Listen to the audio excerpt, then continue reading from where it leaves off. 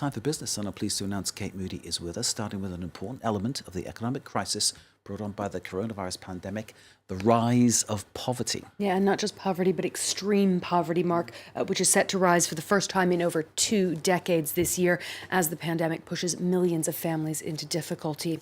A new report from the World Bank confirms previous estimates that 150 million people across the globe will be plunged into extreme poverty by the end of next year, 100 million of them in 2020 alone.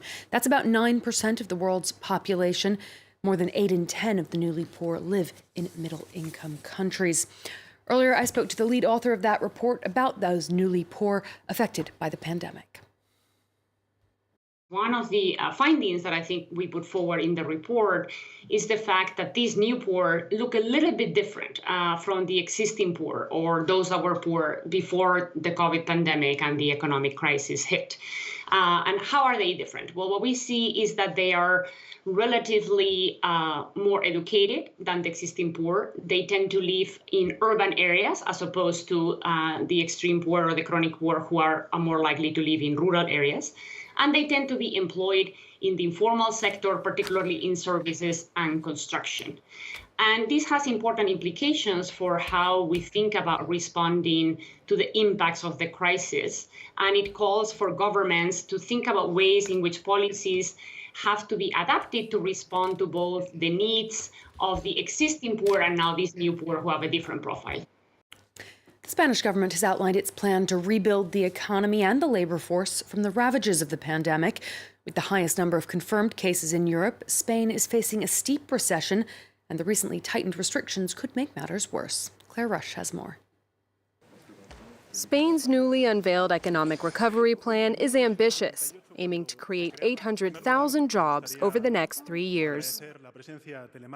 Queremos que genere un impacto adicional en nuestro Producto Interior Bruto de más de 2,5 puntos anuales en los próximos 3 años, y queremos crear más de 800.000 nuevos puestos de trabajo en los próximos 3 años. The funding will come from the EU's emergency stimulus package, which will distribute 750 billion euros in grants and loans to member states. Madrid is set to receive nearly a fifth of that fund, 140 billion euros. According to Prime Minister Pedro Sánchez, a first tranche of 72 billion euros will be used between 2021 and 2023. This to finance projects aimed at modernizing the economy and creating jobs over the next 3 years. Sánchez added that the money will also go towards the digitalization of Spain's economy and the transition to greener energy sources. Madrid hopes the plan will jumpstart the ailing economy. The government predicts the country's GDP could shrink by 11.2% this year amidst the fallout of the coronavirus pandemic, which dealt Spain a double blow.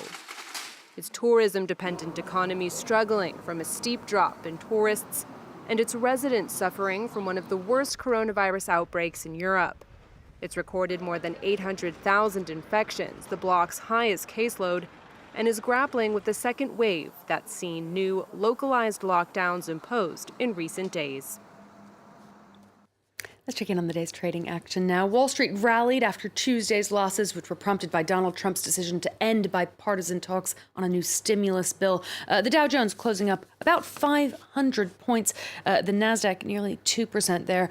Airline shares were up around 3 or 4% after the president suggested he could support another round of targeted aid for the airline industry.